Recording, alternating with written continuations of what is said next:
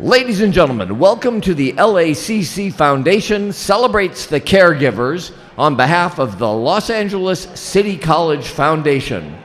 Please welcome the Executive Director of the LACC Foundation, Dr. Lisa Nashua.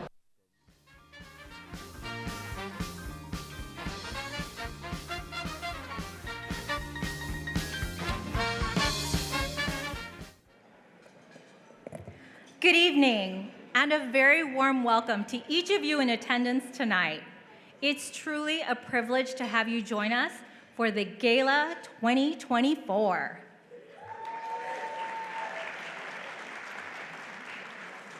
Tonight benefits the LA City College Foundation. Our event is presented by the Herb Alpert Foundation, and we are deeply grateful for their support. Please join me. Thank you.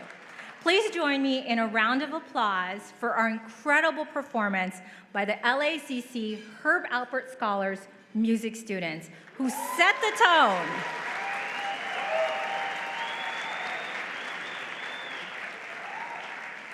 They set the tone for tonight with their talent during reception and walking you in, so thank you.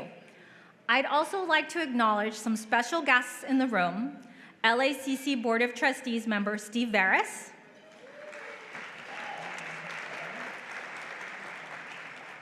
Assembly member Mike Fong, and Assembly member Laura Friedman.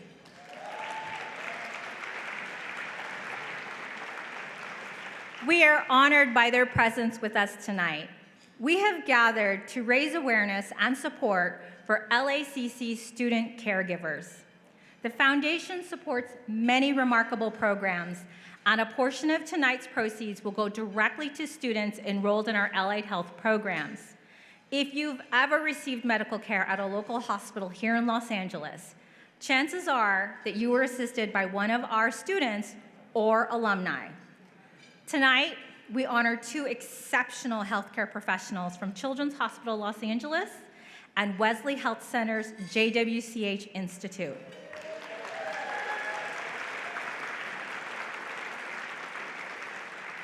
These organizations are vital partners in supporting the education, health, and welfare of our students. Speaking of partners, please turn your attention to the screen above, where we extend a special thank you to all of tonight's sponsors. Your generous contributions make this evening possible, and your support enables the foundation to provide scholarships, textbook grants, and emergency assistance to LACC students. I'm excited to share that with the help of Congressman Adam Schiff, we are finalizing a $654,000 HUD community grant. This grant will fund a pilot program supporting second-year students in our radiologic technology and nursing programs.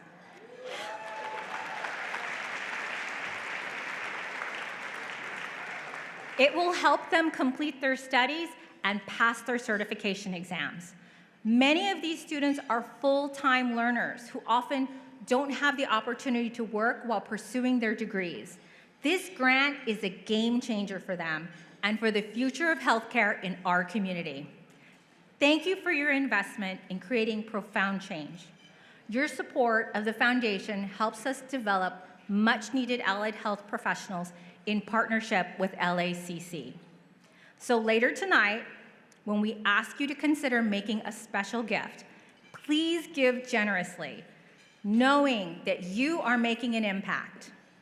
As you listen to our students tonight, take note, many of them are the first in their families to attend college, and every day we are inspired by their determination and perseverance in the face of the obstacles they overcome. Our students chose education as their path to a better future, not just for themselves, but for their families. Our allied health majors go on to pursue careers with family-sustaining wages, and they are in high demand at local hospitals and clinics. I'd like to take a moment to thank the LACC Foundation Board and the college leadership for their unwavering support of this important work. And now, I am thrilled to introduce our first student speaker. Kaiser Permanente Scholarship recipient and radiologic technology major, Josh Sanchez.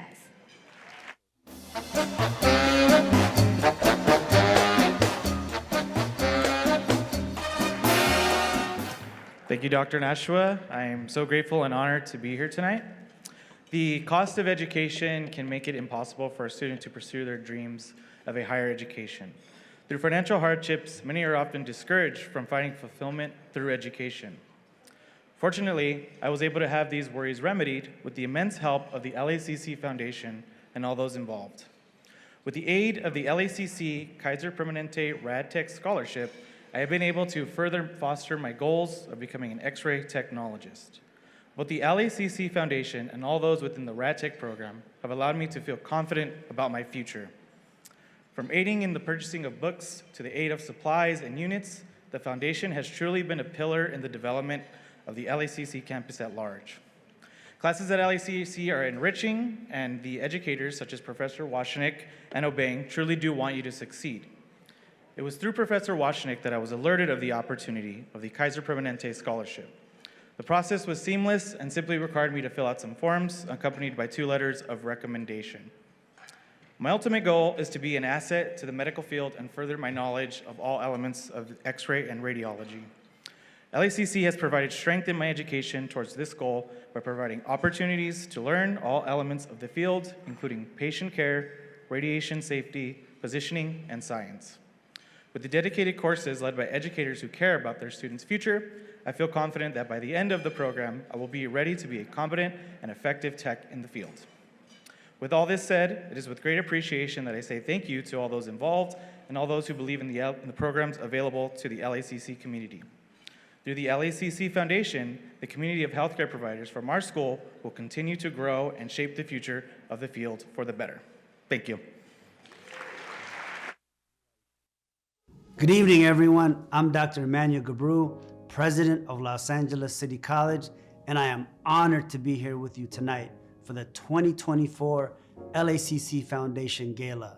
This is a special evening where we come together to celebrate the power of education and the impact it has on our community. The LACC Foundation has been an invaluable partner in supporting our students, many of whom face financial and personal challenges. Through scholarships, emergency aid, the funding for essential programs, the foundation has helped students overcome these obstacles and succeed in their educational journeys. Your presence and your generosity tonight make all of this possible. Every contribution helps transform lives by giving our students the tools and support they need to build a brighter future. Together, we are creating opportunities for the next generation of leaders, caregivers, and innovators. Thank you so much for being part of the celebration, and I hope you enjoy this evening. In general, a career in allied health, from nursing care to respiratory to diagnostic imaging, is a career that, for the most part, is very fulfilling because you get to help people when they're most vulnerable, when they're sick or when they're injured. And I was like, 6 or 7 years old. We were playing with my friends. I think I sprained my ankle. After that, she took me to the hospital, and then we did an X-ray on my right ankle. So since that moment, probably that's how I got into it. I really have always been fascinated with seeing inside the human body. So when I started looking at X-ray and what we do, I was like, yep, this is it. Nursing, well, I like learning about the human body. I find it very interesting and fascinating. And I feel like it's something that I'm always going to be learning. So I feel like it's a career that I can strengthen throughout my whole life. What I love most about my job is the creativity. And when it comes to teaching, these students, they come from all walks of life. I am a classic example of that and what the program can do to change people's life. One of my biggest concerns when I was starting school was how I was going to afford it. And with the scholarships, they helped make sure that I could afford to live, have a roof over my head, be able to eat 3 meals every day. I would not have had even my most basic needs met without the foundation. My circumstances when I started school drastically changed within a few months, and I became a single mom on my own. So the aid has definitely helped me with childcare. It's helped me pay our bills sometimes. Sometimes when my budget is short, then there's a little bit left over and I can make sure that we have groceries for what we need. Gas, being able to get to and from school. So the aid has really helped me with assisting me in those ways to make sure that I can stay in school. Financial aid has helped me a lot, especially at the foundation office, because they paid for my textbooks, and I ended my first semester of college with a 4.0.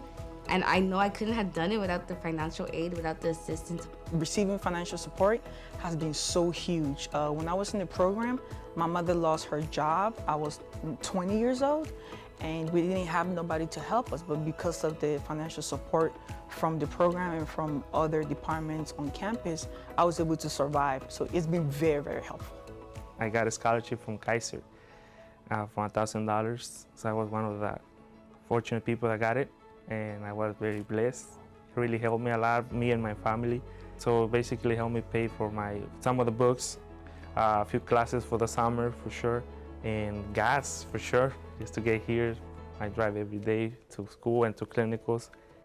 I didn't really have great teeth. It was hard to eat. I had a lot of pain, and I didn't have the money to get work done even before I started college, but especially after.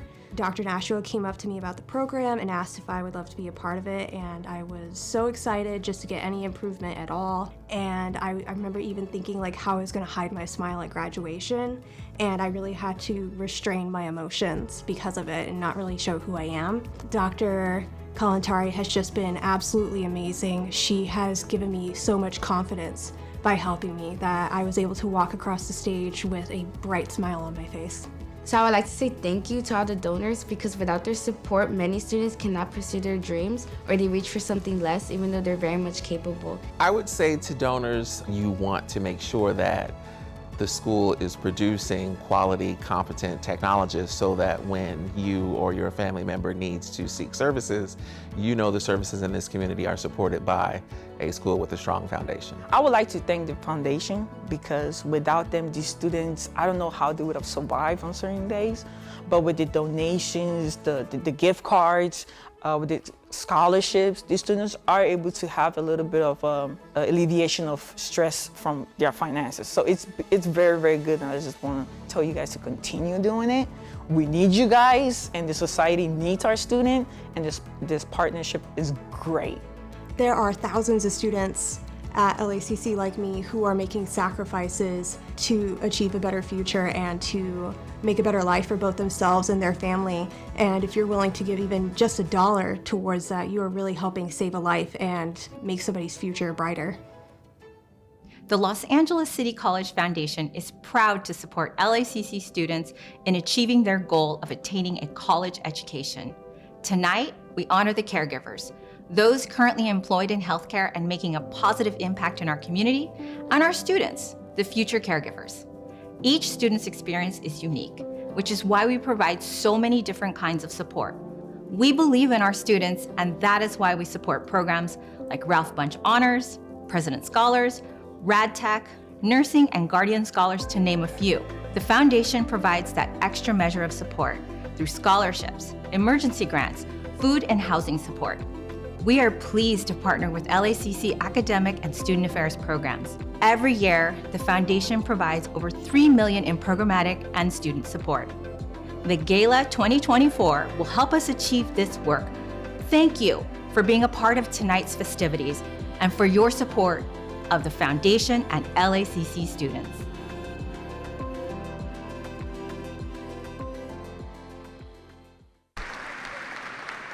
Please welcome the president of LA City College, Dr. Emmanuel Gabrou.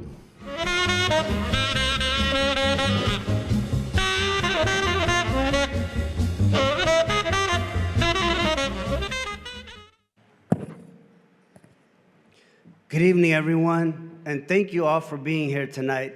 Let's give a big round of applause to Dr. Lisa Nashua and the best foundation in the state of California. Come on. This is a beautiful evening, and we welcome you. It is truly an honor to stand before you as the president of Los Angeles City College. This evening is special, not only because we gather to celebrate the incredible work of the LACC Foundation, but also because we honor those who make a profound difference in the lives of others, our caregivers. The theme for tonight's gala speaks to the compassion, dedication, and resilience that we see in so many of our students. At LACC, we are committed to empowering our students with the skills, knowledge, and the heart to succeed. Many of our students, particularly those in allied health programs, are preparing to step into caregiving roles themselves. But none of this would be possible without the critical support of our foundation. Through scholarships, emergency aid, and essential program funding, the LACC Foundation ensures that our students have the resources they need to overcome obstacles and achieve their dreams. So tonight, we're also privileged to have with us some LACC Emeriti faculty and a distinguished alumni. Their contributions within the classroom and beyond have shaped our students and our institutions in profound ways. Many of you in this room are not just alumni, but active supporters of the LACC Foundation, giving back to the college that helped shape your lives. So I want to extend a heartfelt thank you to those of you who continue to invest in the future of our students that are here with you tonight. I'd also like to take this moment to recognize our remarkable honorees. Al Ballesteros is yes, let's give it up for Al. Please stand, yes.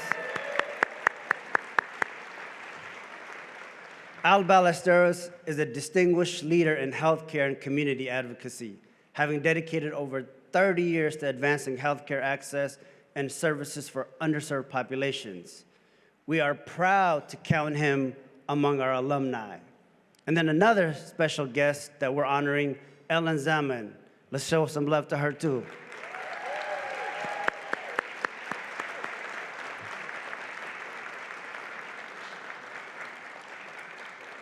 Ellen is a dedicated advocate for healthcare equity and social justice, and has been widely recognized for her leadership in expanding access to critical services for our vulnerable communities. Their work inspires us all and truly reflects the spirit of this evening. In addition to Al and Ellen, we have the honor of presenting the Rodney Respect Award to Ken Jong tonight. Where's Ken?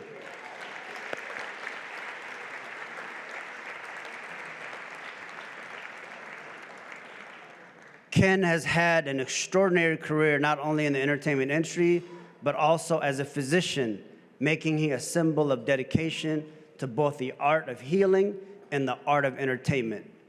His commitment to service, humor, and humanity has touched countless of lives, and it's our privilege to honor him tonight with the special award. And of course, none of this would be possible without you. Let's give you all a round of applause for being here tonight with us. Your presence, generosity helps make all of this happen for our students. Your support directly impacts the success of our students, empowering them to become the future leaders, healthcare professionals, and innovators that our communities need. You are the reason we can continue this vital, vital work. So on behalf of Los Angeles City College and the many lives you've helped to transform, thank you on behalf of our college and our foundation.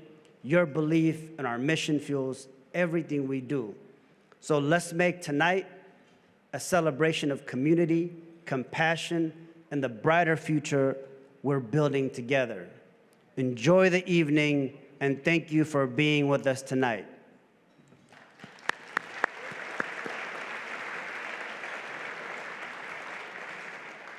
So to present tonight's humanitarian award, please welcome the immediate past president of LACC, Dr. Mary Gallagher, to the stage.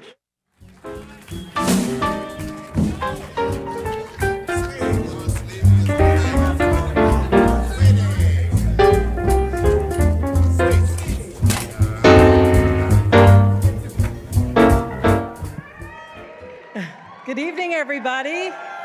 Hello. It is so great to see everybody here. Wow. Whew. So we have distinguished guests and generous friends of the Los Angeles City College Foundation here. It is my great pleasure tonight to introduce one of our honorees, the Executive Director of External Affairs at Children's Hospital of Los Angeles, Ellen Zaman.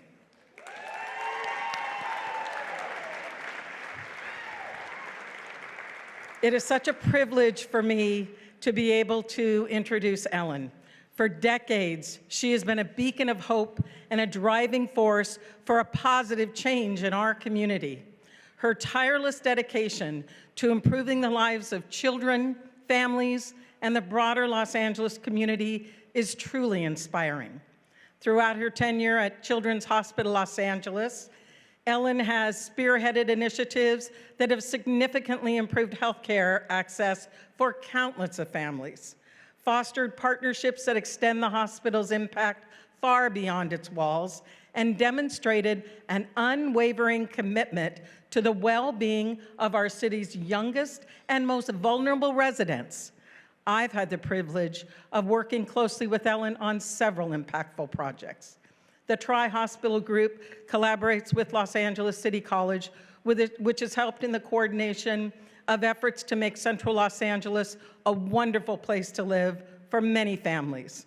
And the City Gardens Project, sponsored by Children's Hospital Los Angeles, yes, which promotes health and wellness in our community and has sponsored a garden and prospered because of Ellen's commitment of resources, not only of funding, but of volunteers from Chella working alongside our students, faculty, and staff to make the garden thrive. These initiatives are just a small sample of the lasting positive impact Ellen Zaman has had on our city. Ellen's vision, leadership, and passion have not only elevated Children's Hospital of LA, but also have contributed to making Los Angeles a healthier and more supportive place for all its residents.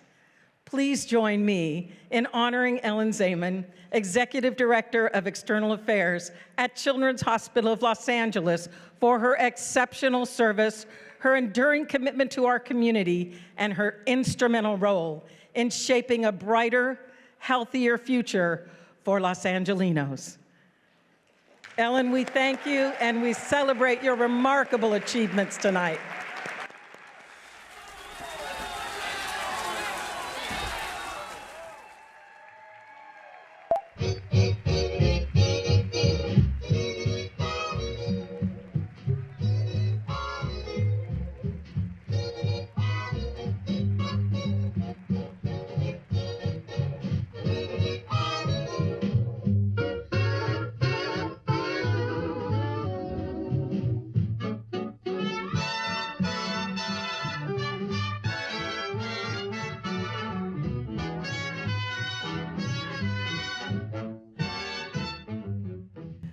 Oh my goodness. This was the most wonderful, wonderful surprise to see my friend Mary and hear her words. Thank you so much, Mary, and thank you, Dr. Gebru, Dr. Lisa Nashua, the Los Angeles City Foundation Board of Directors, and the faculty and staff, and most of all the students at LACC. I am just so thrilled to be here, joined by so many of you, and celebrating together the importance of what we need to do in our community to keep our wonderful students going and thriving and on to future careers in healthcare, because we really need them. So thank you all, and thank you all for being here and supporting this mission. I still must say I'm just shocked to see Mary, and I'm so delighted, and I'm just so happy that we have all had the chance to work together. You know, LACC and Children's Hospital Los Angeles have both been in gems of Los Angeles for more than 100 years. And those anchors that we represent, along with so many of the rest of you in this community, are the kinds of things that help all of our citizens thrive and become able to do the kinds of things that they want to do to take care of their families and have better lives and keep our city a wonderful place. As I look around the room, I am just absolutely stunned to see so many of my community partners and civic leaders here. We've all worked together on so many different projects, and you have inspired me by your enthusiasm, your energy, and I just love the things we've done. Sometimes we were successful, sometimes we weren't, and sometimes we dug holes on Vermont Avenue to try to get medians installed to calm traffic. Sometimes we worked on gardens. Sometimes we built other kinds of important things to keep our city thriving.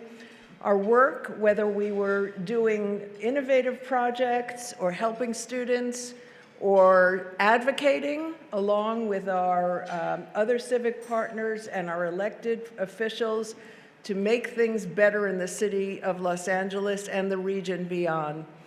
I share with you that you've inspired me all, and those partnerships mean everything in the world to us. No one can do any of this alone, and somehow when we come together, magic happens. And what we need to do is keep working together using our assets and resources to bear on all of the things that need to get accomplished. I want to salute the students of Los Angeles City College. I've, over the years, grown to know some of them and hear their stories, and I'm so impressed with the sheer grit and determination of moving forward. It is not easy, and the work of the foundation continues to help students, and thank you to all of you for that. I want to say a word or two about Children's Hospital Los Angeles. It's a miraculous place and a beacon of hope for children and families in our community. We are at the forefront of pediatric medicine and treat the most complicated medical cases across the region. And we are happy to share that once again, your Children's Hospital has been named #1 in California and #1 in the Pacific region and in the top 10 of children's hospitals in the country. Thank you.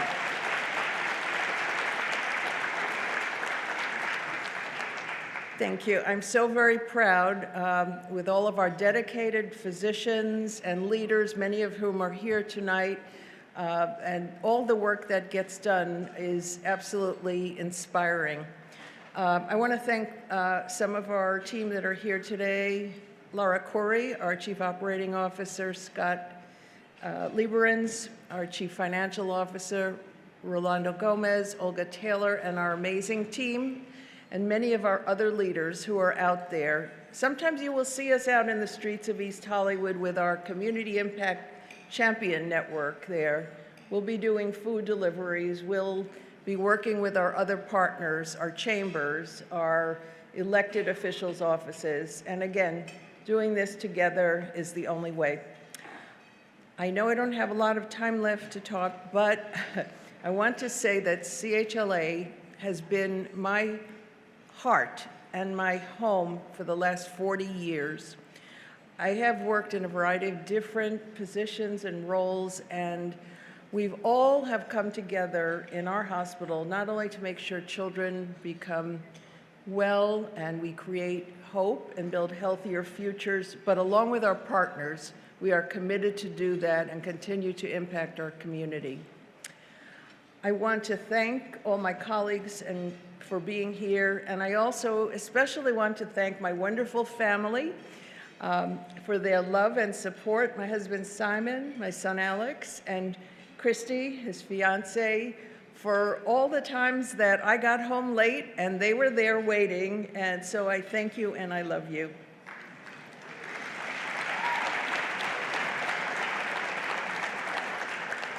And again, thank you all for what you do and for all of us coming together.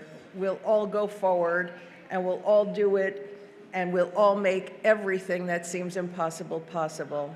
Thank you to my fellow honorees and all of the students of Los Angeles City College.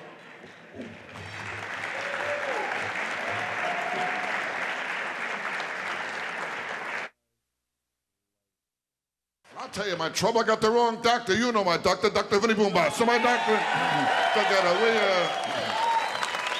I saw him last week. I told him, Doc, every day I wake up, I look in the mirror, I want to throw up. What's wrong with me? He said, I don't know, but your eyesight is perfect.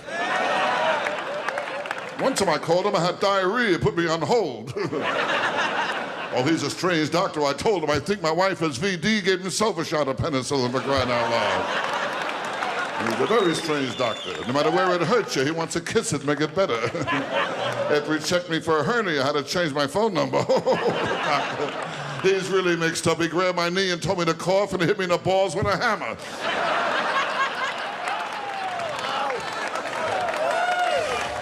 That's all right. And he didn't help me lose weight either. He told me to run 5 miles a day for 2 weeks. I called him up and said, Doc, I'm 70 miles from my house. You gotta multiply for that one. You can't multiply, huh? My dentist too, that's another one. My teeth were all getting yellow. He told me to wear a brown necktie. Then he told me I got a big bone loss. I said, you too? My wife told me the same thing, you know? What a dentist I got. He found a new way to hide his bad breath. He holds up his arms. What a dentist. He used to be a gynecologist. He looks in my mouth. He tells me to spread my arms. Anybody over here know what the hell I'm talking about at all? I never had any luck with doctors. I found out my proctologist, he used to work for Roto-Rooter. I wish everyone knew what a proctologist is, but a hell of a joke, you know? You know I had a Roto-Rooter, right? Oh, last week was a rough week. My psychiatrist told me I'm going crazy. I said, if you don't mind, I'd like a second opinion. He said, all right, you're ugly too. Are you kidding? I know I'm ugly. I asked the bartender to make me a zombie, told me God beat him to it. You know when you're ugly, all right. I stuck my head out the window, got arrested for mooning. Well, Halloween, I open the front door, kids give me candy. Last Halloween, a kid tried to pull my face off. And my kids, they flip a coin and see who has to kiss me goodnight. Ugly, I'm telling you, my dog closes his eyes before he humps my leg. I'm telling you it's out. He was trying to work it out for crying out loud. It's not easy, not easy. All right. Please welcome the creator and award-winning star of the hit NBC series Lopez vs. Lopez, just named by Time Magazine as one of 2024's Latino leaders, George Lopez.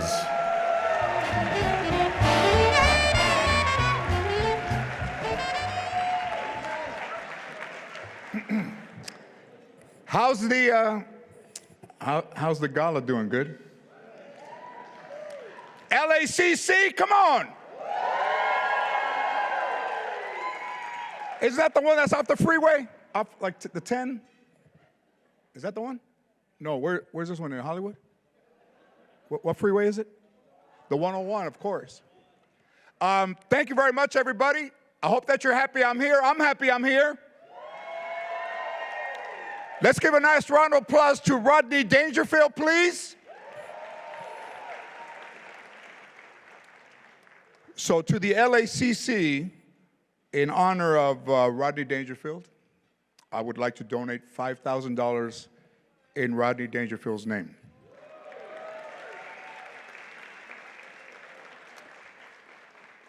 Yeah, this is my hair. It's crazy, huh? Yesterday, somebody said, go ask that old Mexican lady what time it is. But I think they saw me from behind.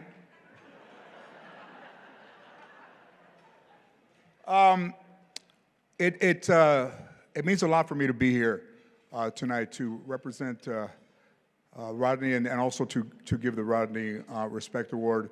Of all those clips that you saw of Rodney in action, nobody, and I've been doing stand-up for 45 years, and I mean, there is nobody that did stand-up better or was a better person to young comedians or will have a longer-lasting impression than Rodney Dangerfield. So let's give him another round of applause for that. Don't ever forget, you know, I know we live in now, but don't forget the legends and how now became now.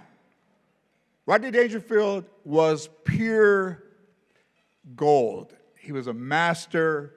He knew his voice. He knew his crowd. He had a brilliant mind. He knew exactly how to make a joke. Years ago, 1988, I was working at Bally's in Las Vegas. I was opening for Sheena Easton. And then on Sunday, she came in a robe after I was done, and she said, "You did great." And I was like, "Is this part of the week?" So, no. But she was great. And, you know, she had My Baby, Take My Baby, Take the Morning Train, right? And also, on the Sunday night of my last night there, somebody told us that Rodney Dangerfield was doing a corporate gig in the ballroom next to the showroom. So we walked down around to the kitchen, and then we opened the door, and we were like level to where Rodney was. Probably about 2,000 people, all just rolling, just, you know, just in stitches, everybody laughing.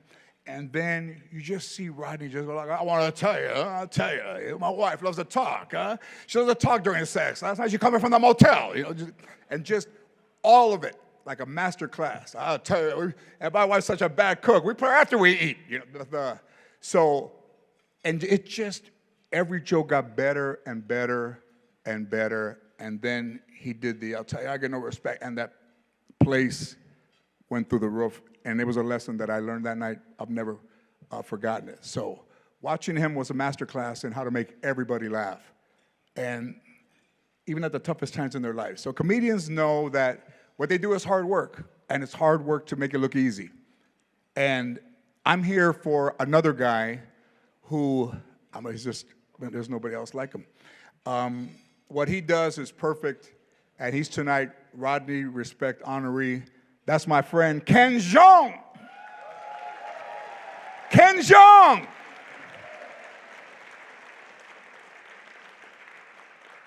When I had my talk show, I would say, "El Chino Más Loco." He was, I saw a Huffington Post one time after one of my shows, and it said, "This late night guest is a perfect 10." And I was like, I wonder who that was. And Ken Jeong was a guest on my show the night before, and everybody that wrote a review of that show said that he was the best guest that a late night talk show could have, and all the other guests of late night talk shows could learn from what Ken Jeong did that night as the lead guest on my talk show. So from the first moment that we saw Ken as Mr. Chow in The Hangover, you all saw The Hangover?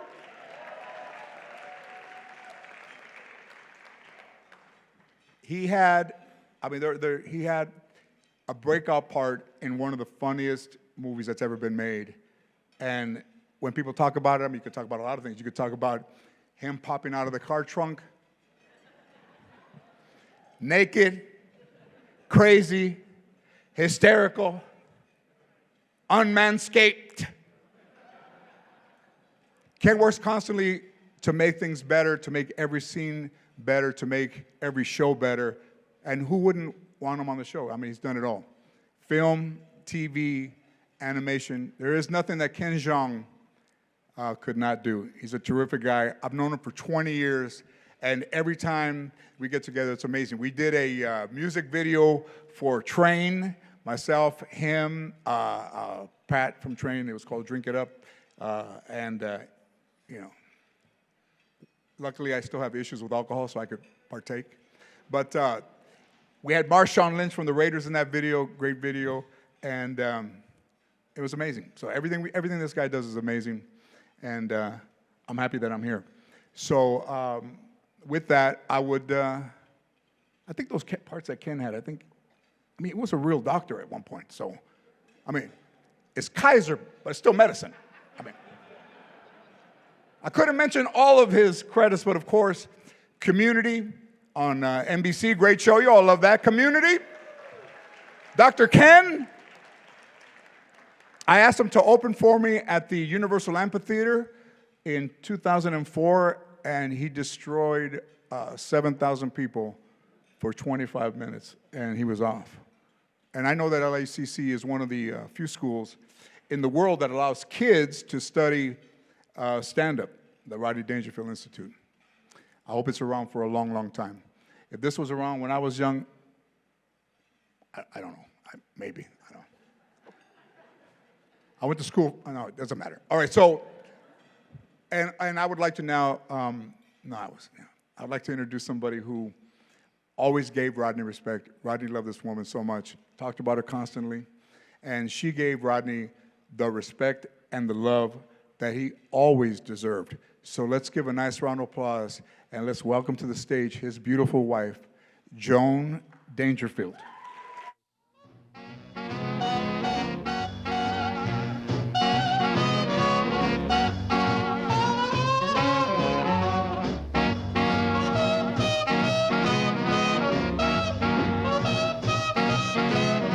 Everybody.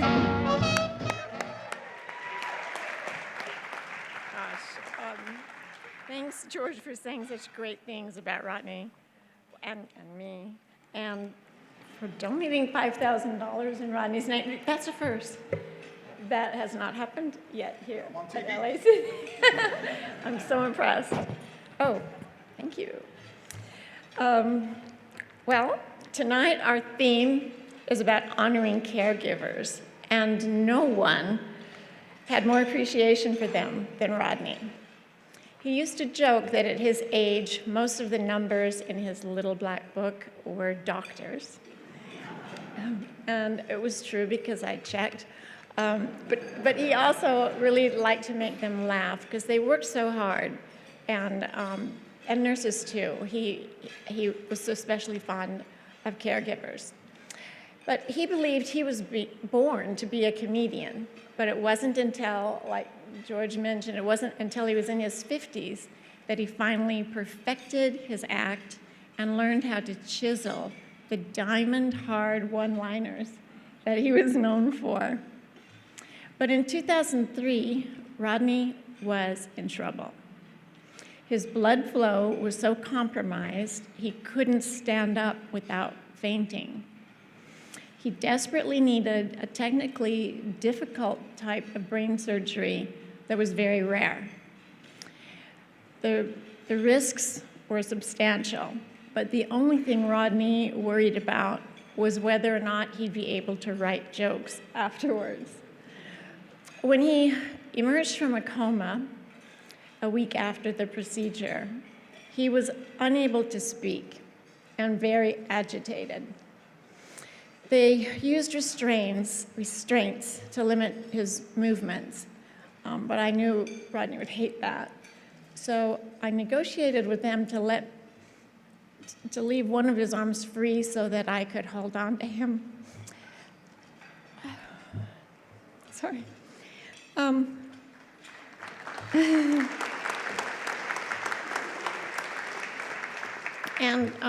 he made it through the night. He actually slept. And I was just praying that there'd be some sign that he was okay. And when the doctors made their rounds in the morning, they circled the foot of his bed and they were studying him. And one of them asked if he'd been coughing up much. Yeah, Doc, last week, $500 for a whore.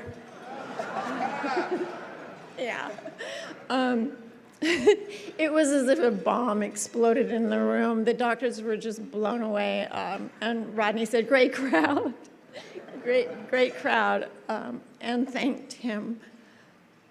And I thank them for saving his life. Sorry, I don't know why I got so emotional. But Rodney and I also had the pleasure of seeing Ken Jeong perform at the Laugh Factory when Ken was still seeing patients. I don't know if you knew him then. Yeah, that was around the time. Way back. And we talked about him on the ride home. And Rodney said that comedy is in his soul. he recognized that because he felt what that was like for those 50 years when he was trying and failing. He said it doesn't come from a passing interest or just a whim. This wasn't a hobby. He said it would not be his side job. He believed Ken was also born to make people laugh, just like he was, just like George was. Let's see how right he was. We have a clip. I believe I can fly. I believe I can touch the sky.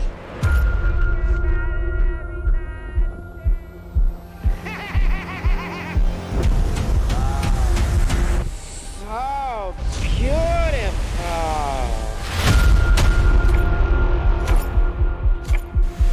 Benjamin Franklin Chang, ready to deal out the truth. Nothing to hide. Let's do this. Buenos dias, children. You'll be happy to know you made it all the way till the end. You're not even a student! Wrong! Critical media literacy and politics of gender, biatch. You'll be safe as long as you don't make any loud noises. That girl is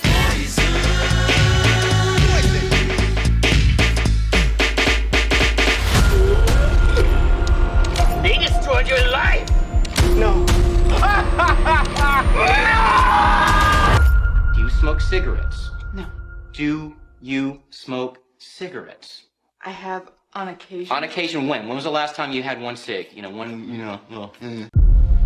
Star Wars, the original trilogy. Name them and rank them. Let's go. Episode 5, Empire Strikes Back. Okay. Episode 4, New Hope. Episode 6, Jedi. Boom. Empire Strikes Back? No. What? What do you mean? Turn of the Jedi. I don't know. Jedi! Oh my god, those Ewoks? The Ewoks are what made They're Star Wars. so annoying. No. James. Maya. James. Maya. James, real quick. Maya. James. Maya. James. Maya. And at least let me carry the wheel. Oh, no, let me carry your jacket. Well, I'm wearing my jacket. Well, I'll wear it out. No.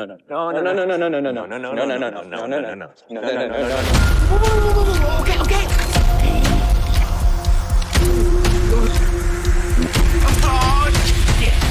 This looks delicious. That's potpourri. Oh, bon appetit. You know you're eating air freshener.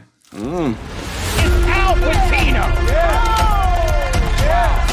What happened? I had a patient in here earlier and I accidentally stuck a needle through his cheek. I hate Mondays. Oh, no, wait.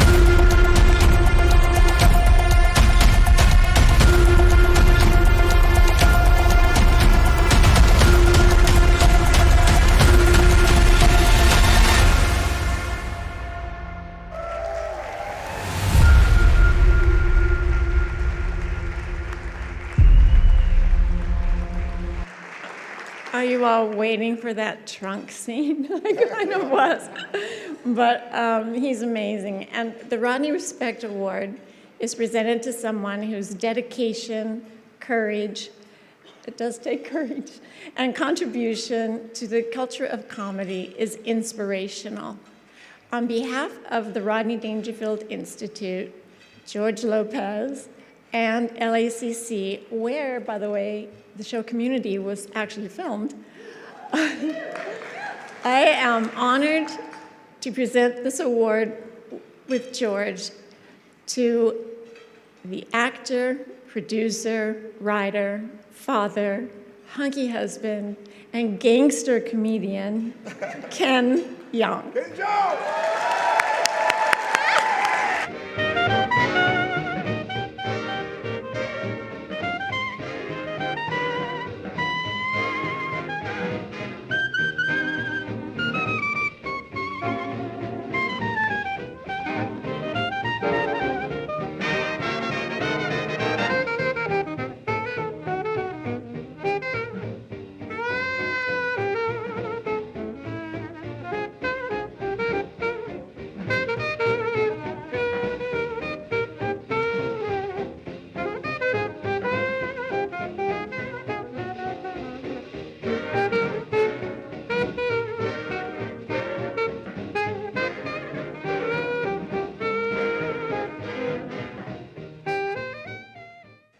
Oh, please, one more time for George Lopez. Truly one of the best comedians of our generation. And one more time for Joan Dangerfield. This reminds me, I mean, I used to be a doctor at Kaiser Permanente, and now I'm hanging out with George Lopez and the estate and the foundation of Rodney Dangerfield. This blows my mind. And everybody, and also what she said, we filmed Community at LACC. It doesn't get any more full circle than that. And I have to thank each and every one of you for being here tonight. And I am just a little, oh man, I'm a little full circle, a little tripped up right now. Well, because I'm drunk and high. But I am, don't worry, I'm a doctor. I self-prescribe. It's legal. And if you guys want some, I got some in the back of my Camry. Now, and of course, thank you to Rodney Dangerfield. Give it up for Rodney Dangerfield. This is why George and I are here for Joan and Rodney. Rodney Dangerfield, it just seems so natural to thank him because right now, I'm a doctor, but I also feel his spirit right now. He's always nearby to me because you cannot be as powerful a comedic voice as Rodney and ever disappear. He was so much more than one of the greatest comic minds of all time. It's like what George said, with his delivery, his point of view, his pace, he changed stand-up comedy. He made it faster, he made it sharper, he would make you laugh so hard. Exactly what George said. It would hurt, and then he would just toss a bigger laugh, and they would hurt even more. A bigger laugh, another, and it was so unexpected. I mean, there's nothing I've ever done in my career that could rival that. Maybe it could be kind of like me jumping out naked of a trunk in The Hangover over and then over and then over again, except his dick was his words. I don't know if that metaphor sticks, but I'll stand by it. Now, let that be an epitaph on my, his dick was his words, Mr. Chow. But in real talk, the fact that Rodney Dangerfield thought I was a natural comedian, it just means the world to me. And to what Joan said, I actually remember exactly when I met both Joan and Rodney. It was 23 years ago at the Laugh Factory. I was still working at Kaiser Permanente. I was like doctor by day and comedian by night. It was just like in the very beginning working at Kaiser, like, hi, I'm Dr. Jung, how's your prostate? Stuff like that. And then at night, I would just do this weird kind of like gangsta BET kind of set. And so at night, I'd be pimps up, hold down, what's hard? It'd be like a whole Jekyll and Hyde thing. And Rodney would come in and do pop-in sets at that time. And as comedians, all of us just starting out, we would just pay homage, to the man. And I remember, so we would see his sets every night. And I remember one night he saw my set. And I still remember that joke. It's 23 years old. And I haven't said this joke in like 2 decades. But, I used to be a doctor. And it's not like my traditional Korean parents forced me to do stand-up. So, it's not like I went to my dad and said, gee, Papa, I want to be a doctor and save lives and heal the sick. And my dad was like, no, you tell joke. It wasn't like that. And after my set, Rodney came up to me. He goes, hey, kid, that was nice. You tell joke. It was amazing. It was amazing. That happened. And that was my favorite moment as a stand-up, getting noticed by Rodney Dangerfield. And I had no idea at that time he still had his day job as an aluminum siding salesman when he would make appearances on the Ed Sullivan Show. So then I related to him in so many ways. And Rodney Dangerfield, off stage, not just on. He gave me the confidence to continue on with my comedy and quit my job. But his biggest influence on me is, and this is life. It's not just in my comedy, but this is life. His biggest influence on me, he takes his work seriously, but he never takes himself seriously. That's his comedy. That's his point of view. I mean, look at me on The Masked Singer. Like, my persona is basically Rodney. You know, like Ken Jeong on The Masked Singer gets no respect, although he's the smartest judge. He always knows exactly who it is, and he never does. I love poking fun at myself in my career, and it is all because of the influence of Rodney Dangerfield. He is still a great teacher of comedy.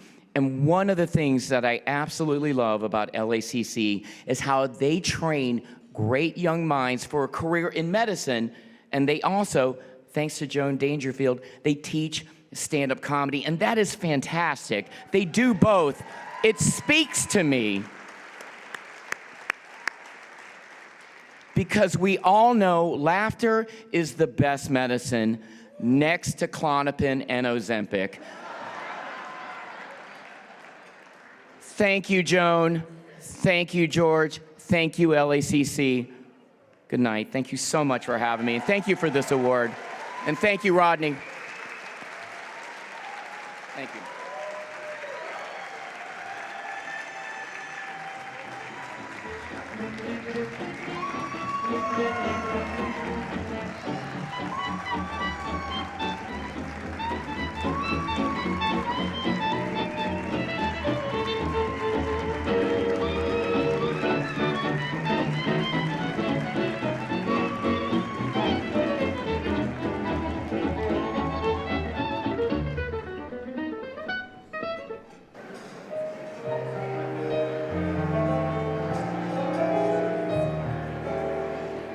The concert was over at Carnegie Hall. The maestro took bow after bow. He said, "My dear friends, I have given my all. I'm sorry, but it's all over now." When from the balcony way up high, there suddenly came a mournful cry. Oh, Mr. Paganini, please play my Rhapsody. And if you cannot play it, won't you sing it? And if you can't sing it, you simply have to. Ooh, you are, yeah. Listen, Paganini, we breathlessly await your masterful baton. Go on and sling it. And if you can't sling it, you simply have to. Ba boolia do ba you do do ba ba da ba do dee da dee da doogie. Heard your repertoire, and at the final bar, we greeted you with round applause. But what a great ovation for your interpretation of "I never cared much for moonlit skies, I never blinked back at fireflies would do." So Paganini, don't you be a meanie. What have you up your sleeve? Come on and spring it. And if you can't spring it, you simply have to. Yeah, do you do between bedweep, listen, Paganini. my rhapsody. And if you cannot play it, won't you sing it? If the boys are bopping, ain't no need in stopping.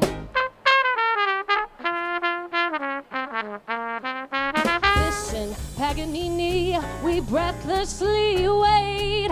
Your masterful baton, go on and sling it. If the boys are bopping, ain't no need in stopping.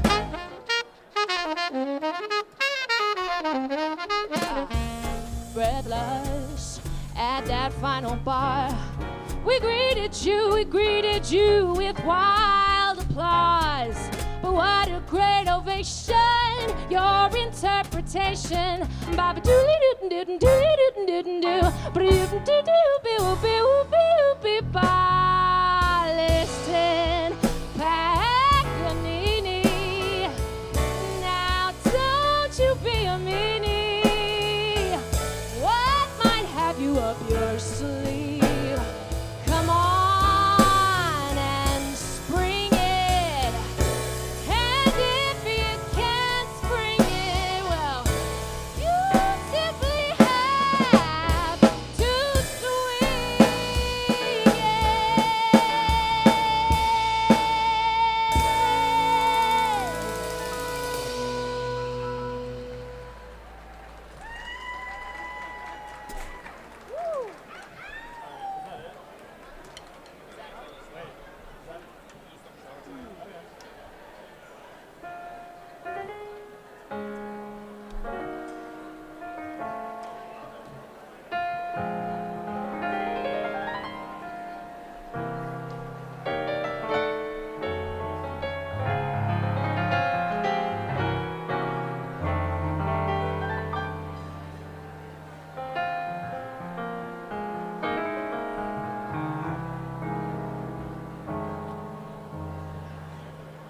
Summertime,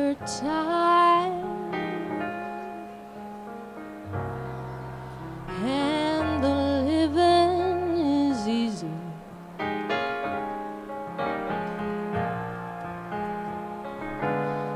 Fish are jumping, and the cotton is high.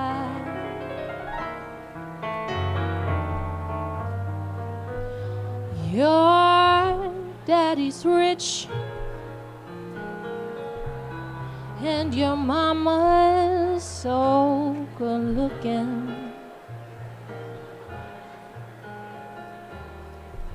So hush, little baby, don't cry, don't cry.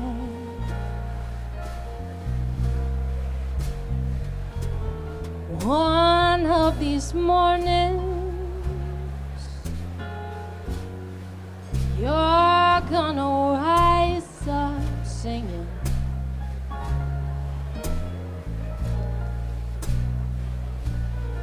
Spread your pretty little wings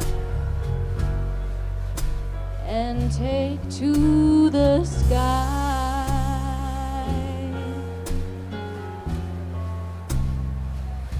But until that morning, ain't no one gonna harm you.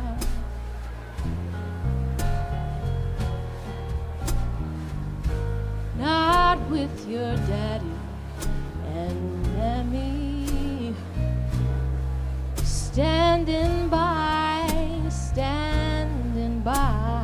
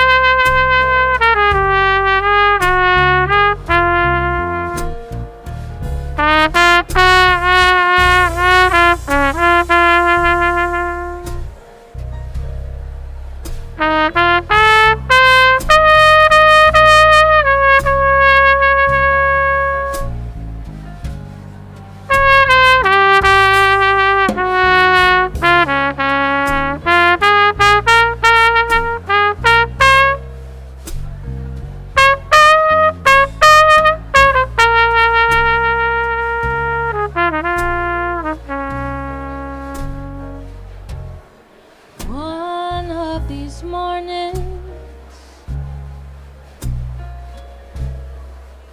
you're gonna rise up singing.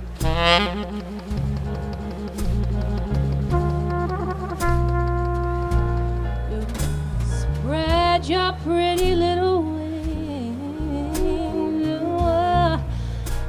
and take to the sky.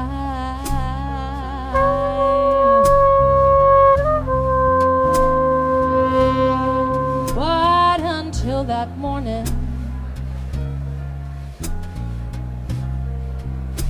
ain't no one gonna harm you.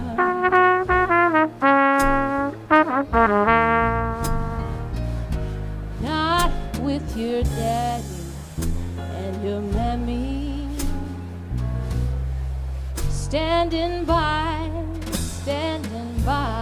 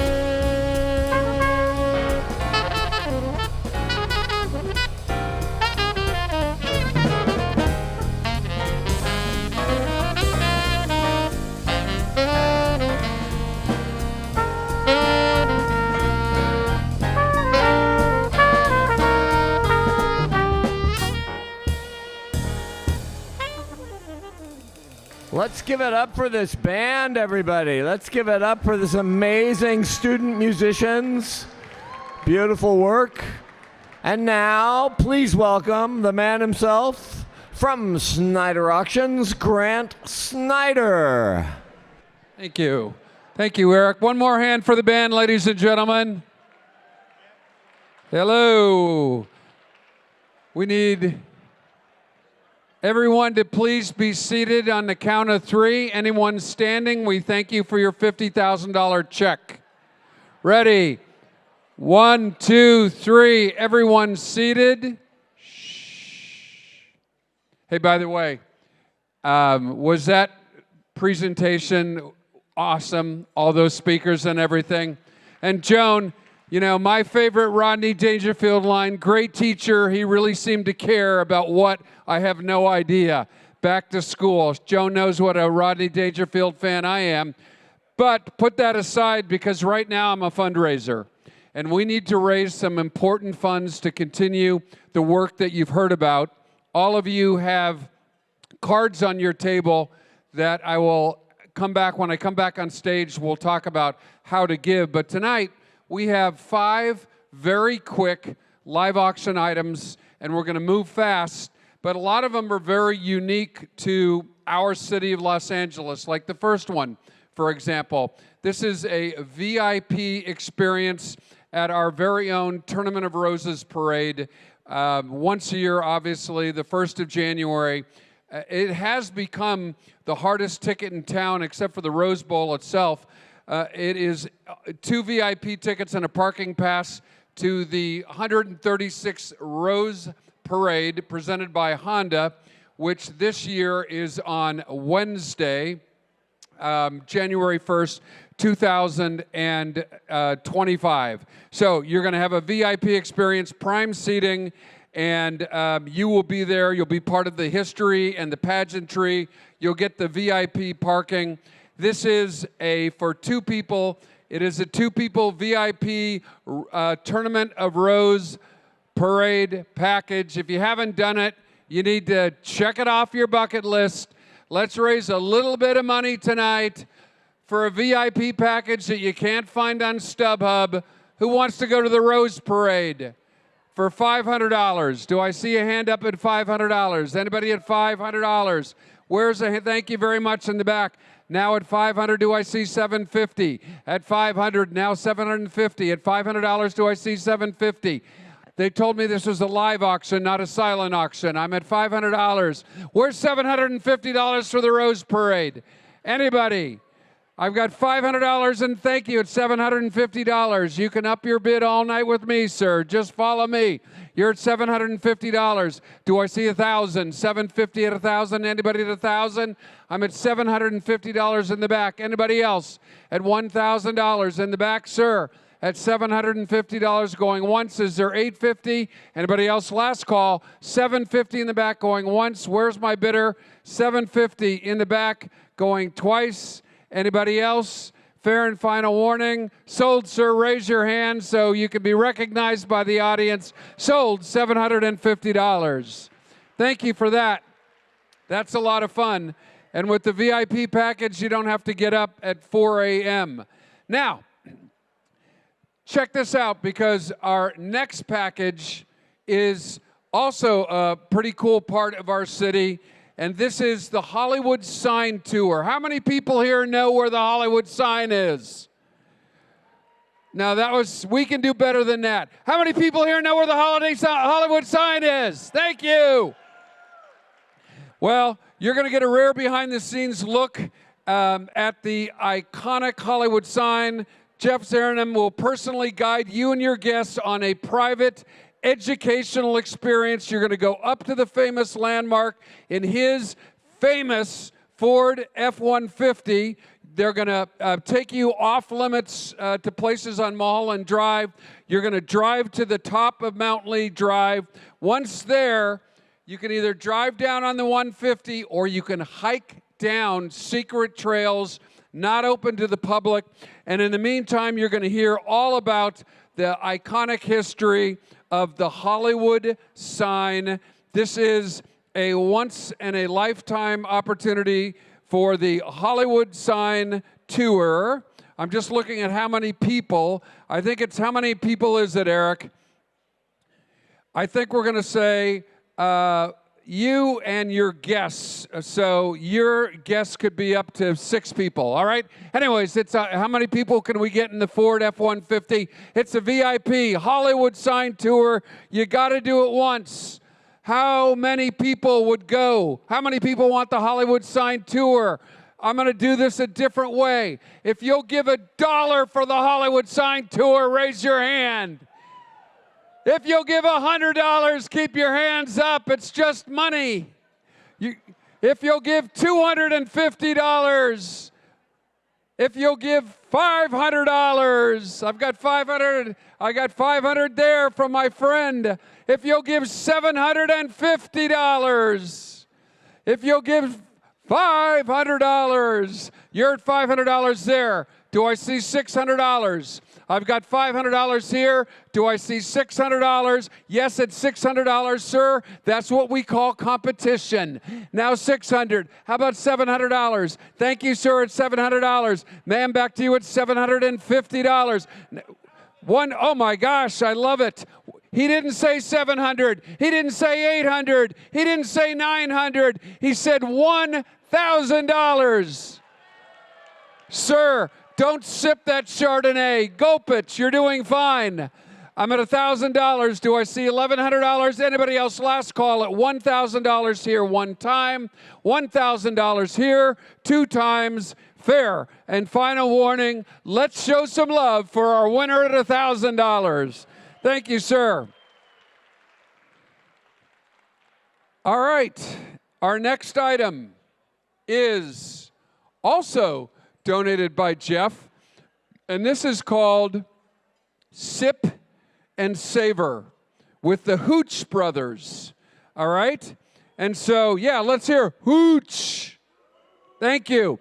This is for 8 of you for a behind-the-scenes experience at this famous Hollywood distillery. Jeff will personally guide you on a tour where you're going to explore the art of distilling fine spirits. You're going to savor exceptional vodka, bourbon, and rye. They're just going to throw it all in one glass, and you're just going to chug it. And you'll have the chance to sample the world's first and only date vodka. Remember Hadley's on the way to Palm Springs? I wonder if they have date shakes.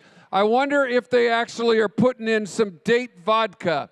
But this is the home of date vodka. You're going to learn all about it.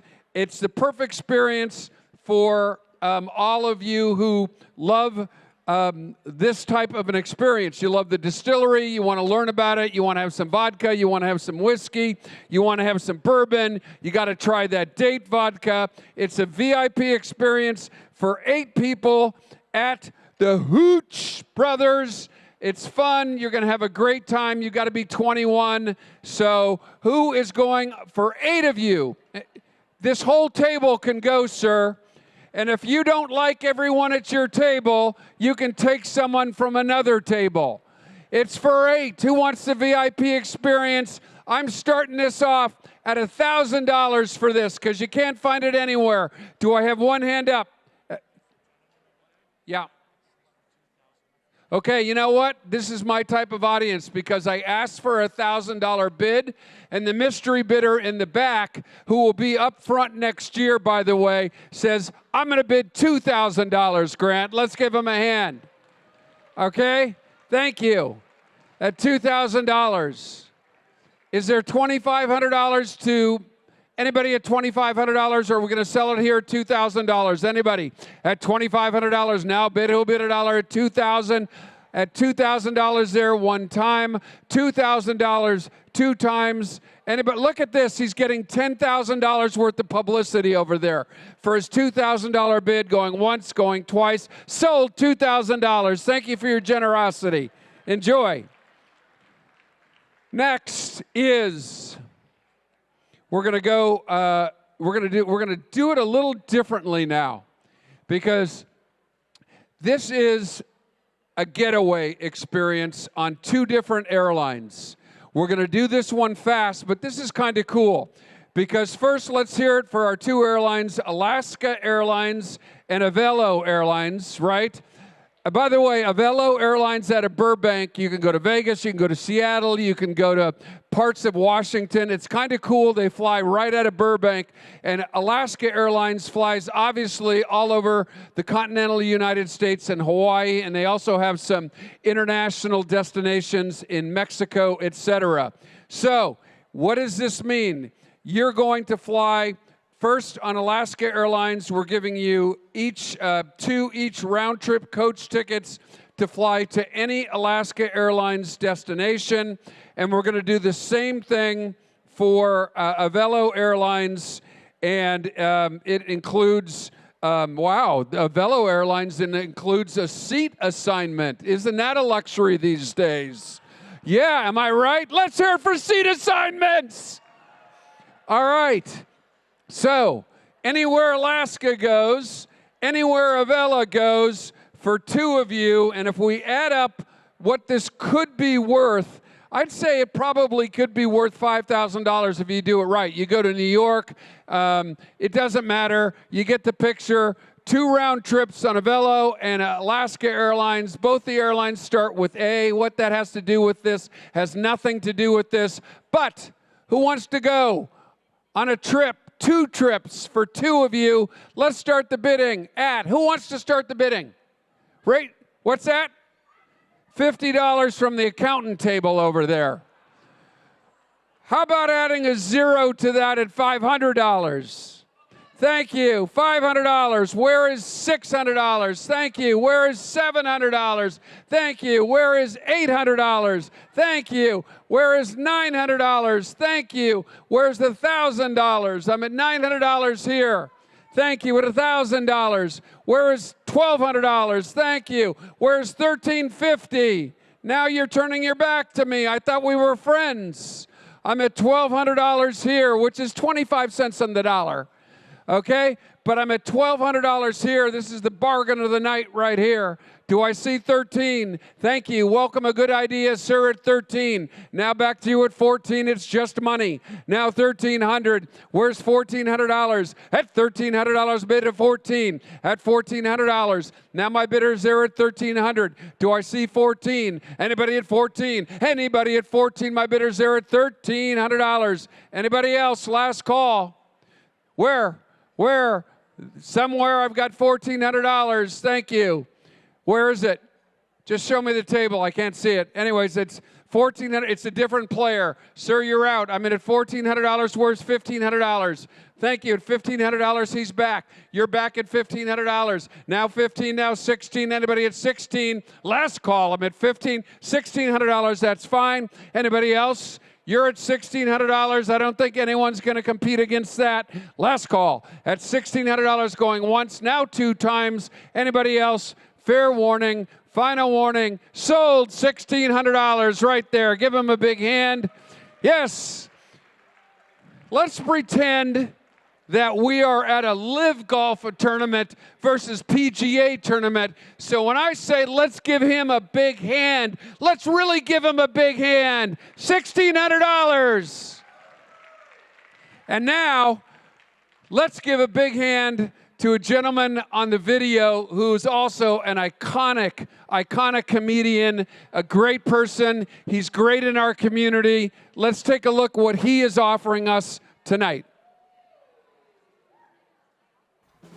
Hi everybody, I'm Jay Leno. We're here tonight to help Los Angeles City College. Help kids get scholarships and pay for school. Why are we doing that? Well, you know, I used to do something on the Tonight Show called jaywalking, where I go out and ask people questions. Well, one day we're on Melrose Avenue. We saw a group of young people, and I asked them, how was Mount Rushmore formed? And the most common answer, erosion.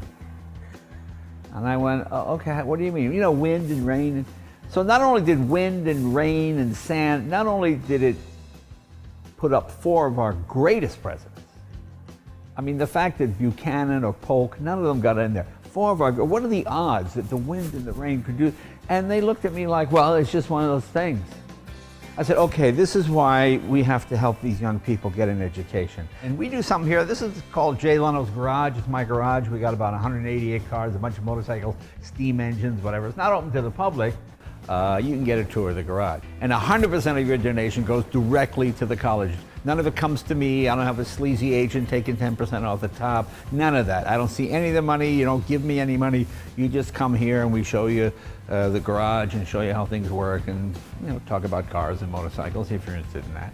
And we've done quite well with it. And that's why we're asking you to help out. And this organization will continue to help young people and students, and it's just a great thing. So make a donation, come tour the garage, and I think you'll like it. You'll know it's all going for a good cause.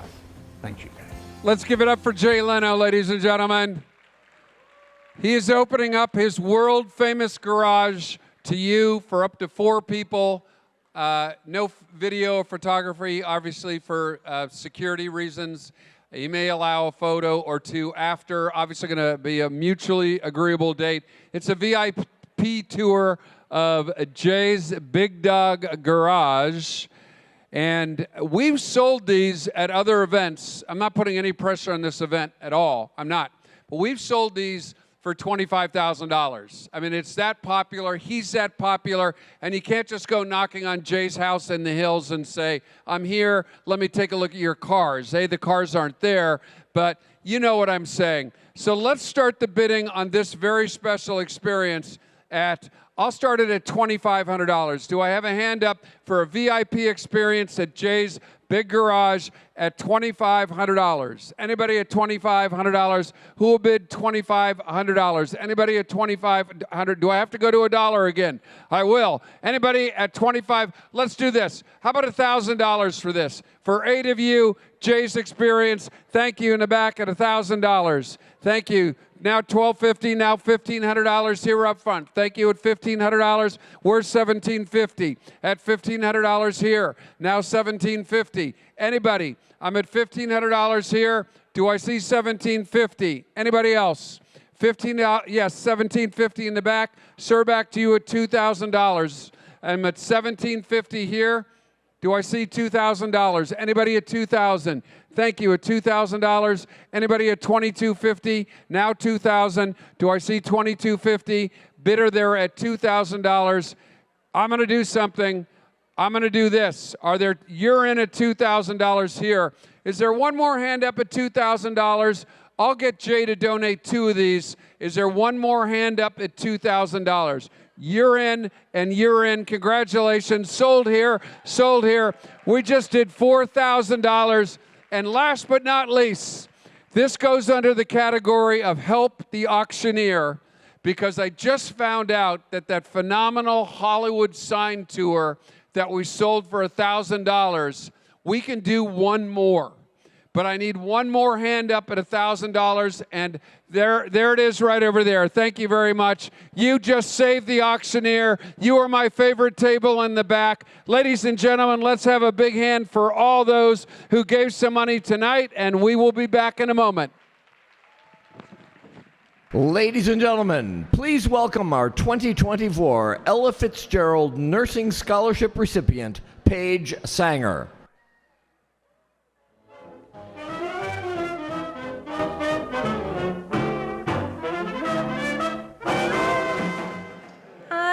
Good evening, y'all. I've never done this before. I am no Ken or George, but my name is Paige Calvelli Sanger. I am a 3rd semester registered nursing student at LACC. Thank you very much. Thank you.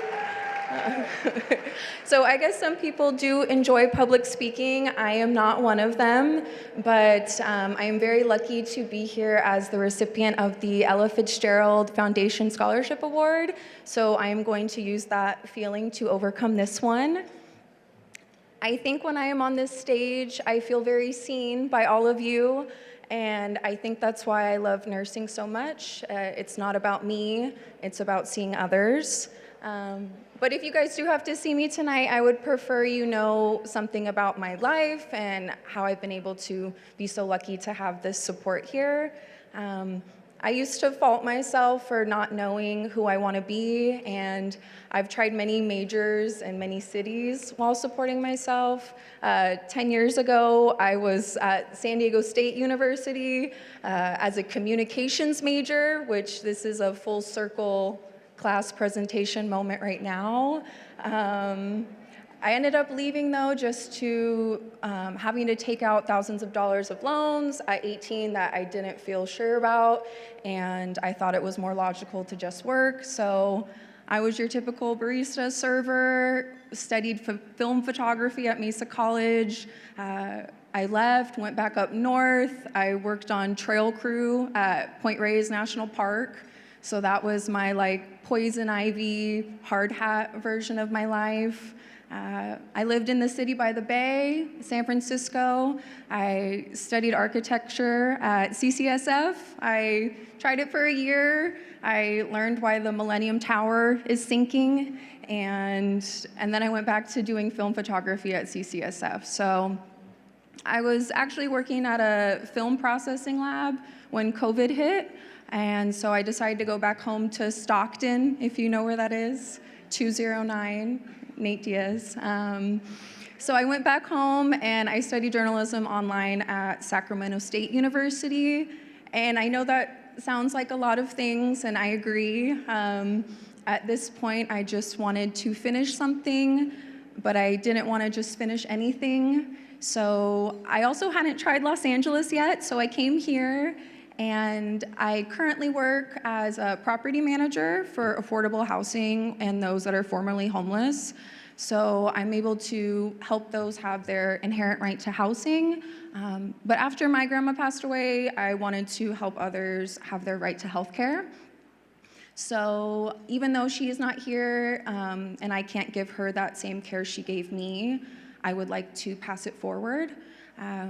But I just haven't always paid it towards myself. I didn't used to value my own breathing and my own life here on Earth and in space. And it wasn't until I got help myself from a nurse practitioner here at Kaiser on Sunset, and she was the first one to accurately and effectively treat my mental health. And that was the first time I got answers and felt chemically balanced for the first time in my life. I had always considered nursing, but I had made myself afraid of IVs. So it wasn't until therapy one day I just kind of rethought about it and decided that veins are cool. So I started applying to nursing schools. I did my prereq that expired from high school, anatomy and phys, dissected a lamb heart, and then in fall 2023, I was one of the 18 accepted into LACC. So, yay, thank you so much. Thank you. Oh. So right now, you're just getting a few minutes of me, and thank you for even hearing me. But my days and nights the past 2 years have gotten all of me. And I don't say these things to boast at all, just more to boost my own self-esteem so I can get better.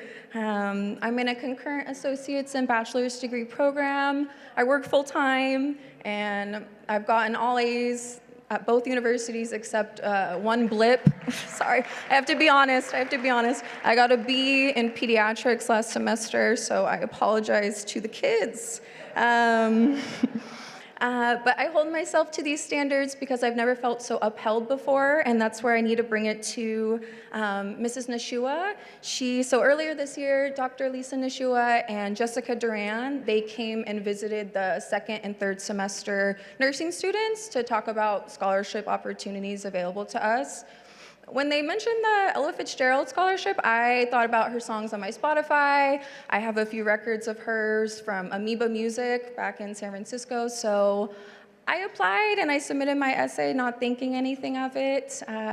It wasn't until Miss Duran called me while I was at work. She said my name and the word scholarship and chosen all in the same sentence. So the support I've continued to receive from LACC Foundation is nothing I've ever experienced. So This scholarship has helped me feel so validated in all of these decisions I've made in my life, and that they are of value and they're not unnoticed.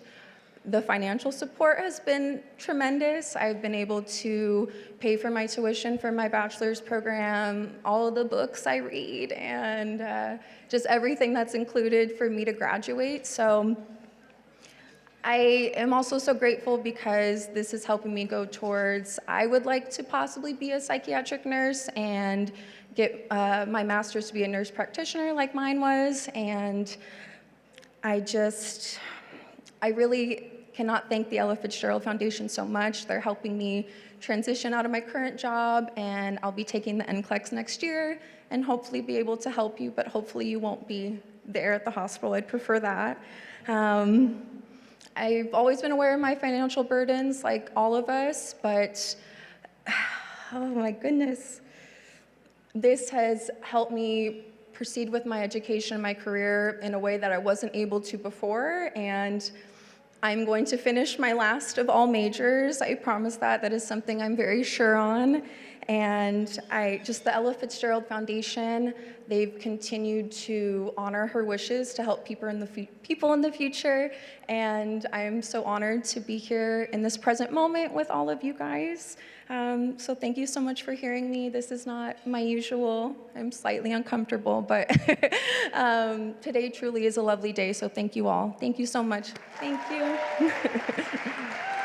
Thank you. Thank you. Hey, stay here for one moment. The only thing I want to say is, for someone who said she was in fear of public speaking, what do you think, an A? I think this is actually like a tryout, like succession planning for next year's auctioneer. But anyways, how about a big hand, Paige? Thank you for your story. Thank you for being here. You were great. And we're just going to take a few moments because that's why we're here.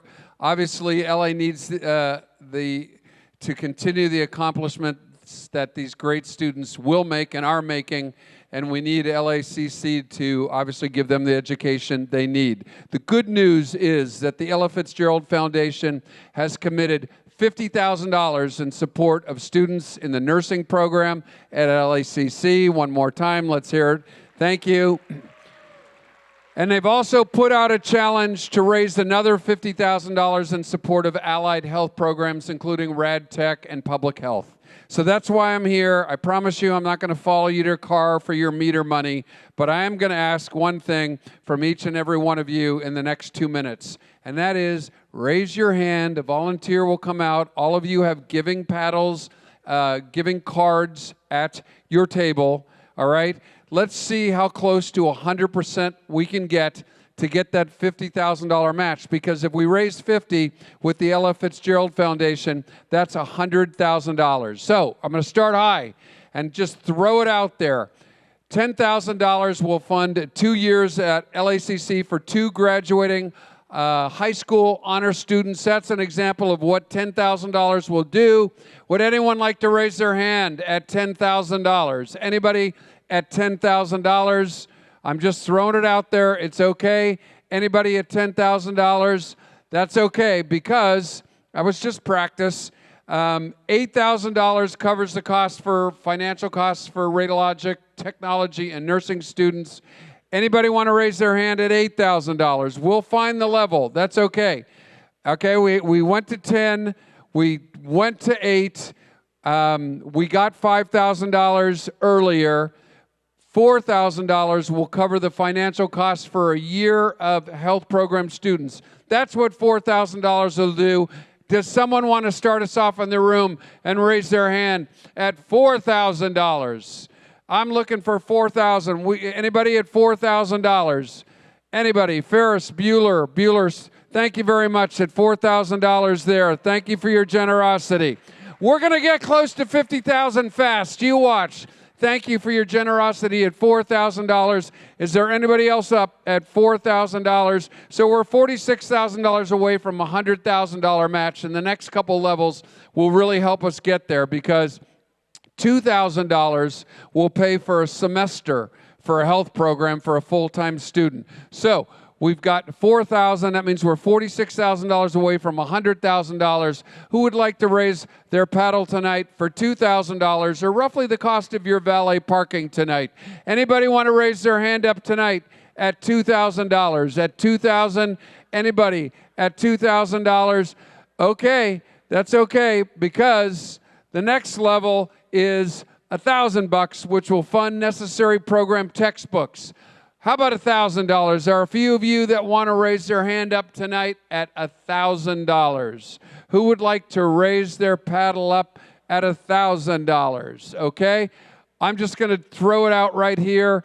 Thank you at $1,000 there. How about $600 or $500? What's the next level? $600 covers, yes. Okay, we got another one at $1,000 from the mystery bidder. She gave her money and left because she thought I was going to ask for more. Let's have a big hand for her. Thank you for that. $600 helps board exams and background checks. Anybody that want to raise their hand up tonight at $600? Anybody at $600? Looking for $600. What's our next level, Eric? Going down the roster, because our next level, we do have one. 300. Thank you. $300. I think we're going to get some on our next two levels. $300 pays for uniforms for each health program. Who'd like to raise your hand up at $300? Thank you very much at $300 there. Anybody else? Thank you, sir, at $300 there.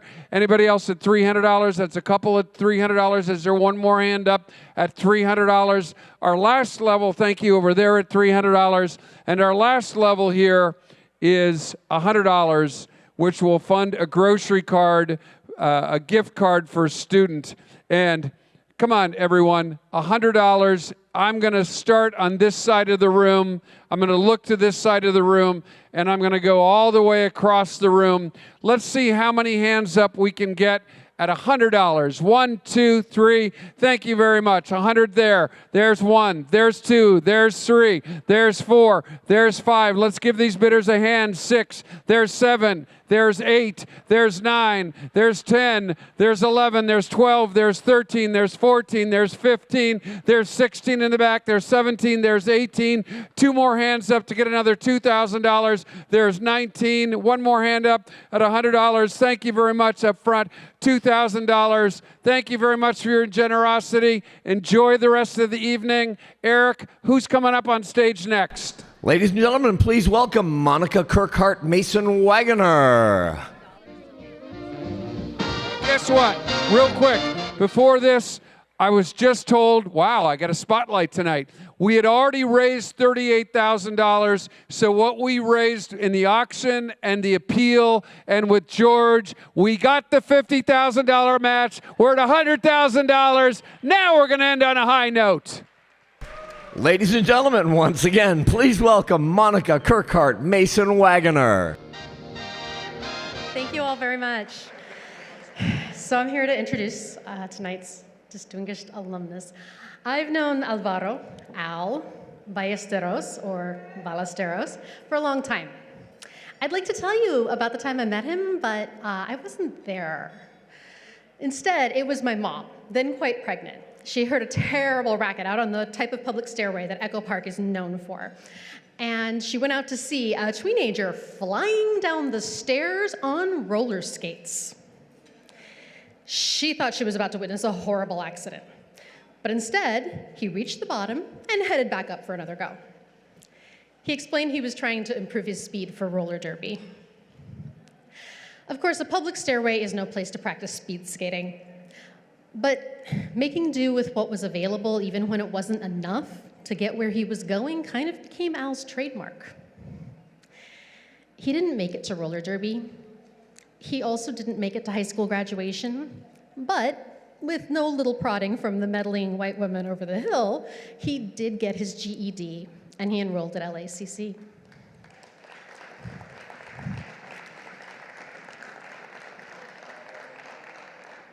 I don't know if he realizes that my mom, while proud, was never surprised by his success. She always believed in him, even when it was difficult. And I know she'd be thrilled to see him recognized here tonight. Al and I went to the same high school, and yet not. With brown skin and a Spanish-sounding last name, the 5 Filipino-Italian Ballesteros siblings were often assumed to be Latino. Even coming a dozen years after him, I saw how LA public high schools treated Latino students. It wasn't the same experience I had over on the college track. It's no surprise that they failed him and then told him that he was the one who failed. But Los Angeles Community College didn't. He went on to get his bachelor's from San Jose State and later an MBA from the strong platform that LACC gave him to stand on. He found his way into the healthcare industry for very personal reasons, having tested positive for HIV in the late 1980s when it was still a death sentence. But he was lucky. He started out with a high T-cell count, and he was able to delay starting treatment until the more sustainable regimens came along, and he's still with us today.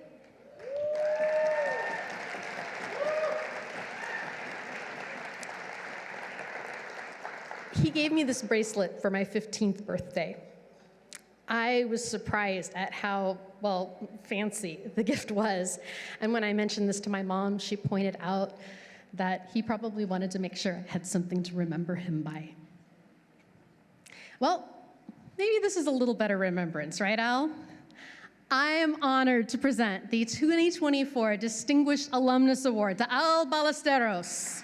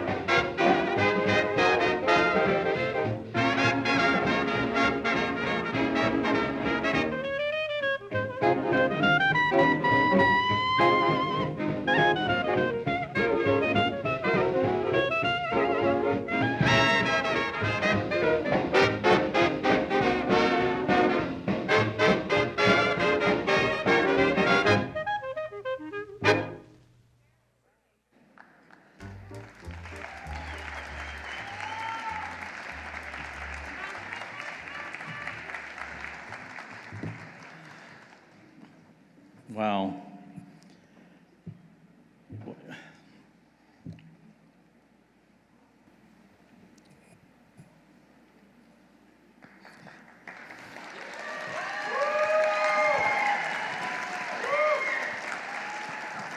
I want to thank Monica Wagner for presenting the recognition to me. It means a lot. Your mom would have been doing this, and you would have been doing it together. That would, but it just means so much to me. I'd like to thank my family and friends for being here. I'd like to thank my partner, Jose, for always standing by my side through thick and thin. Jose. I'd like to thank you, LACC Foundation. Now, it is 43 years later, so it's kind of, but not long ago, let me just tell you, not long ago, being poor meant no health insurance. It wasn't until the passage of the Affordable Care Act that poor people could be covered for free or at a low cost.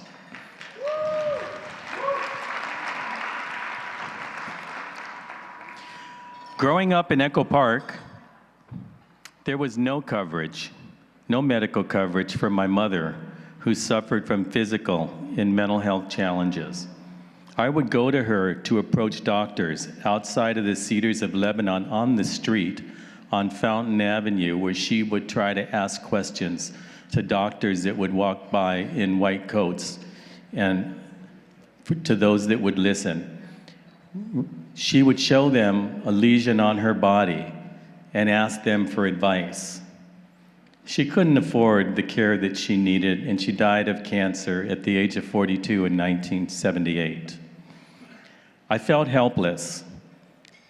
I also felt helpless when AIDS took the lives of my friends Tony, Caesar, Felix, Carlos, Denise, Robert, Val, Rudolfo, Rick, Sam, many, many more. I felt terribly helpless when my good friend Raul took his own life, committed suicide because he didn't get the help that he needed.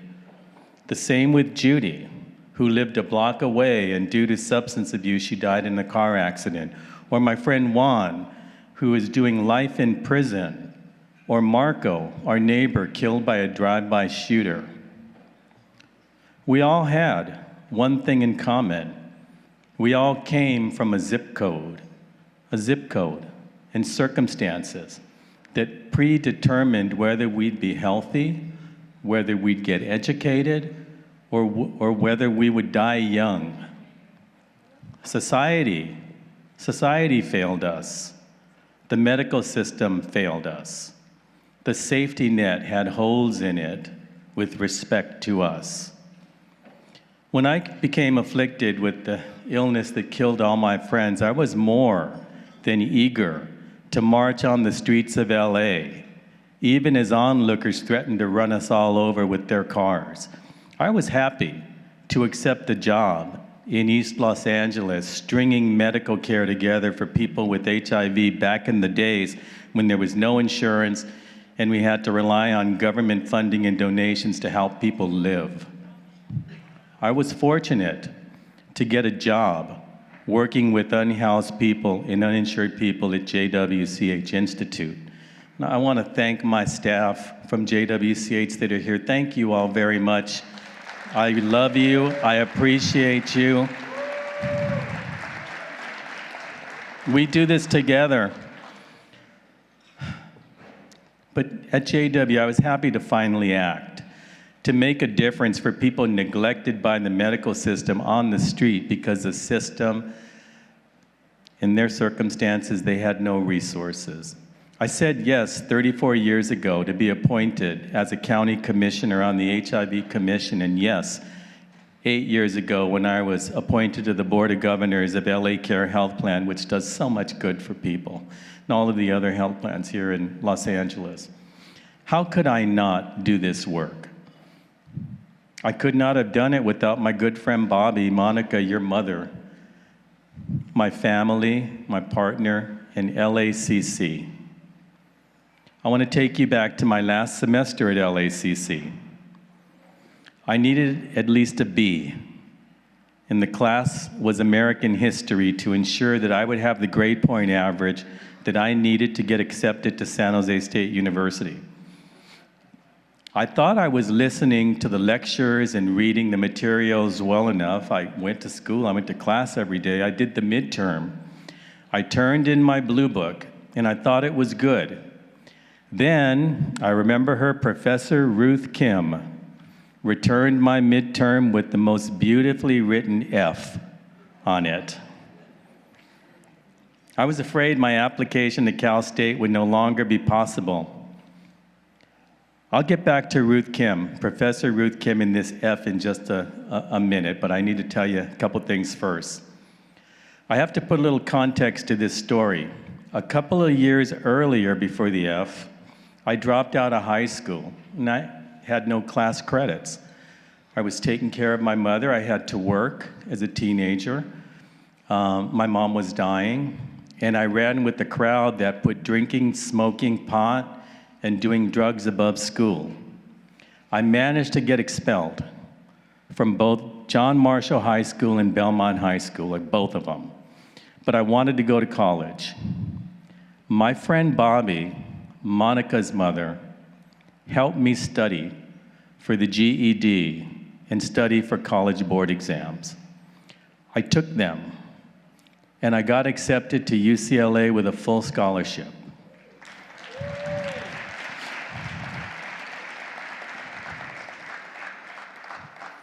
Then when UCLA got my transcripts from high school, a letter came in the mail.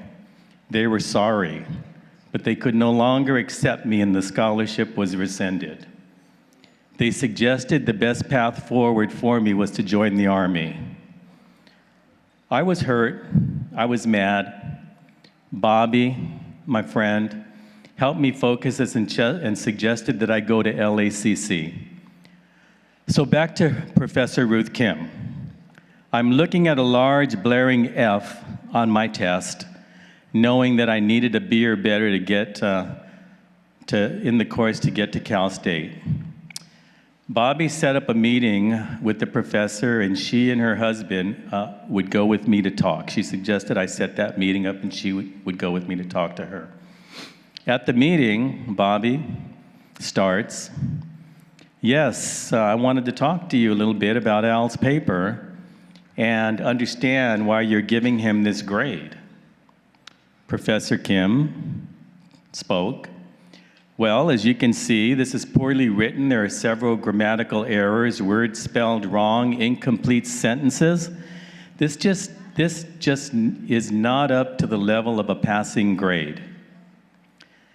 At that point, I was feeling a little warm to the touch. I didn't know what I was feeling, but then Bobby said to the professor, in her usual diplomatic way, well, I thought you were teaching history rather than English. I felt like crawling under the desk. Then Bill, Bobby's husband, very calmly introduced himself as a curator of the Los Angeles County Museum of Natural History. And he says, well, yes, the spelling and the grammar needs some work, but content-wise, all that was presented is accurate. And from the exam questions, it seems like he fully responded. Nothing was left out. I ended up getting an A on the final exam in that class.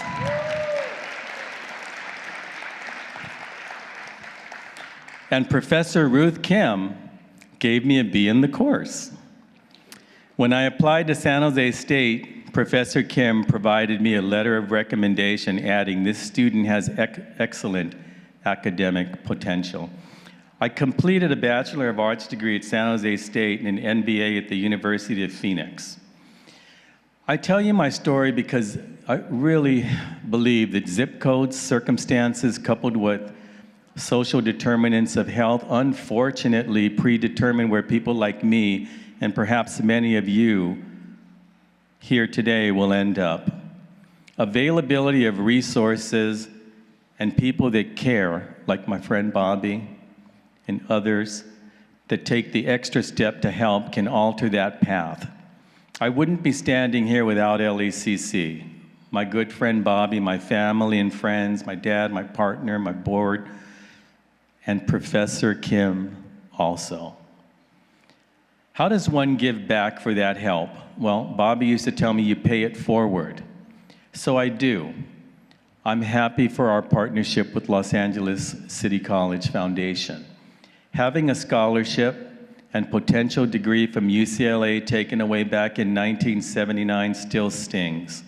However, to even that score, my nephew Jacob Russin, who's here today, was accepted to UCLA.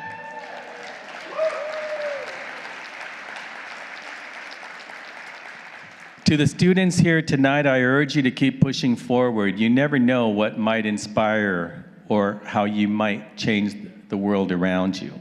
I'm living proof that no matter where you start, you can accomplish great things with determination and support.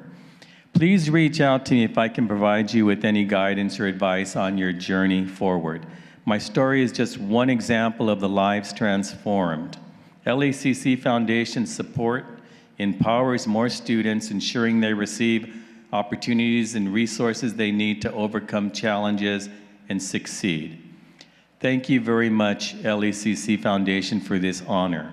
Together, we can uplift and empower the next generation of leaders and advocates for change. I love you. Thank you very much.